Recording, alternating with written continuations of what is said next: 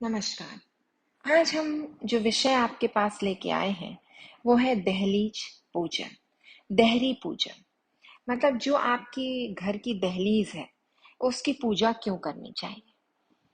दीपावली पे अगर आप 5 दिन अपनी देहरी पूज लेते हैं तो आखिर ऐसा क्या चमत्कार आपको साल भर देखने मिलता है, इस विषय की जानकारी दूंगी।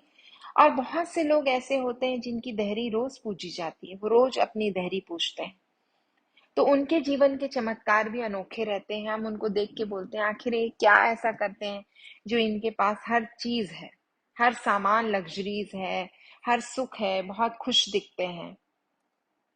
देहरी ऐसी चीज मानी जाती है जिसमें जब भी नई वधू आती है घर में तो वो उसको लांघ के आती है, उसकी पूजा करके आती है और वहां पर कलश रखा जाता है और उसके आगमन को हम शुभता वहीं से प्रदान करवाते हैं, देहरी से। तो वैसे ही देवी देवता भी अगर जब हमारे घर में आगमन करते हैं तो सबसे पहले वो देहरी देखते हैं कि आपने उसको कैसे सजाया, उनके आगमन के लिए आपने क्या किया है और किस तरह की दहलीज आपने सजा के रखी है। हमारे जो धर्म है, सनातन धर्म में ईश्वर को काल्पनिक स्वरूप, मतलब हम ईश्वर के काल्पनिक स्वरूप की पूजा करते हैं। ये हम सब कहते हैं कि हमने भगवान को नहीं देखा, लेकिन जो कल्पना है वो अति सुंदर है। पर सही मायने में सभी देवी देवताओं के जो यंत्र होते हैं उनका ही स्वरूप जो है वो सही होता है और उसी को ही ऋषि मुनि यंत्रों की पूजा करते थे और यंत्र ही साधते थे मंत्रों के द्वारा। श्री यंत्र जो कि बहुत शक्तिशाली माना गया है, स्फटिक का होता है, जो महालक्ष्मी का स्वरूप माना जाता है।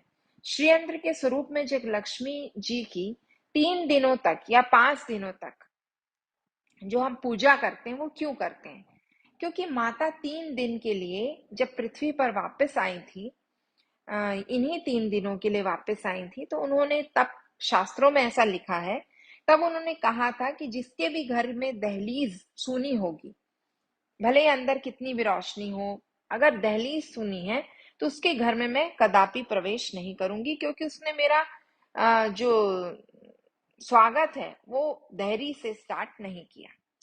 मेरा आगमन, मेरा स्वागत खुशबू, दिए, सुंदरता, स्वच्छता ही होना चाहिए जो मुझे आकर्षित करता है। हर किसी को कुछ ना कुछ पसंद होता है और हर कोई किसी न किसी चीज को देख के आकर्षित होता है। किसी को गुलाब पसंद है, फूल पसंद है, कोई रोशनी पसंद करता है, कोई खुशबू पसंद करता है। तो ये सब माता के स्वरूप है। तो माता इन सबको देखती है, तब उनको जब फील होता है कि आपने इस तरह से उनका स्वागत किया है तो वे आपके घर आती हैं।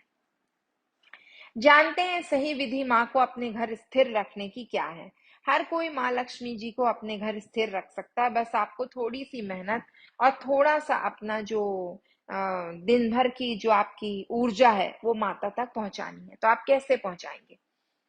5 दिन देहरी पूजा करें। ऐसा कहा जाता है कि जो लोग नित्य देहरी पूजा करते हैं उनके घर में स्थिर लक्ष्मी का वास होता है। उन्हें किसी भी तरह का रुपए से संकट कभी जीवन में नहीं आता। पहला, हमेशा घी के 2 दिए ही जलाएं, कभी तेल का दिया देहरी पे ना रखें। स्वास्तिक कभी भी जमीन में नहीं बनाया जाता है, इसलिए स्वास्तिक कभी ना बनाएं। देहरी को सबसे पहले गंगा जल से क्लीन करें और कपड़े से पोंछें। अगर आपके घर में टाइल से ग्रेनाइट है तो कोशिश करें कि लकड़ी की दहलीज बनाएं, क्योंकि उसको बहुत शुभ माना जाता है। मैंने अक्सर देखा मेरे नाना नानी के यहाँ, दादा दादी के यहाँ लकड़ी की दहलीज होती थी। तो वो लकड़ी क्या करती है, जितना भी अनिष्ट होता है उसको वो एब्जॉर्ब कर लेती है और आपके घर में सुख समृद्धि बढ़ने देती है। तो लकड़ी की दहलीज आपको बनवानी चाहिए।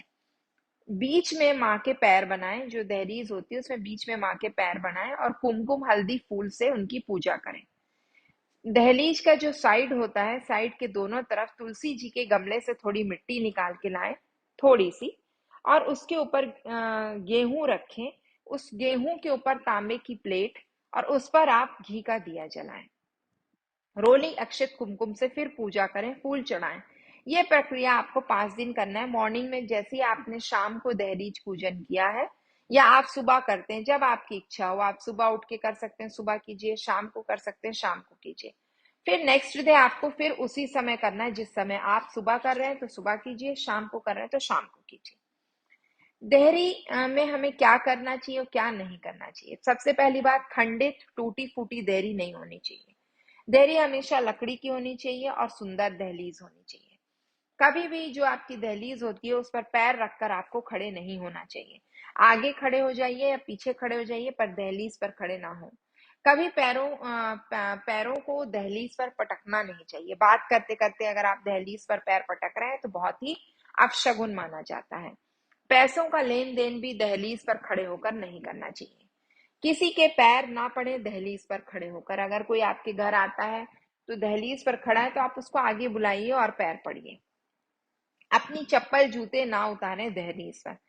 स्वागत भी हम दहलीज पर खड़े होकर कर लेते हैं और विदाई भी हम दहलीज पे खड़े होकर कर लेते हैं जब भी हमारे यहाँ कोई मेहमान आता है।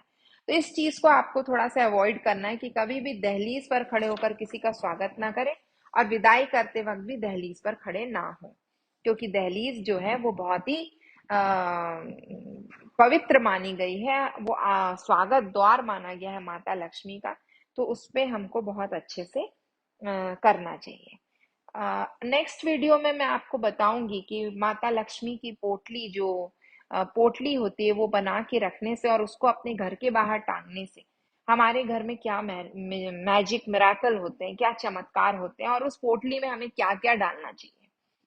तो नेक्स्ट वीडियो लेकर आपके सामने उपस्थित होती हूँ। थैंक यू सो मच मेरे चैनल को यहाँ तक लाने के लिए, सब्सक्राइब करने के लिए, देखने के लिए, इतने व्यूज देने के लिए बहुत बहुत धन्यवाद। Thank you, thank you, thank you so much. Om Sai Ram.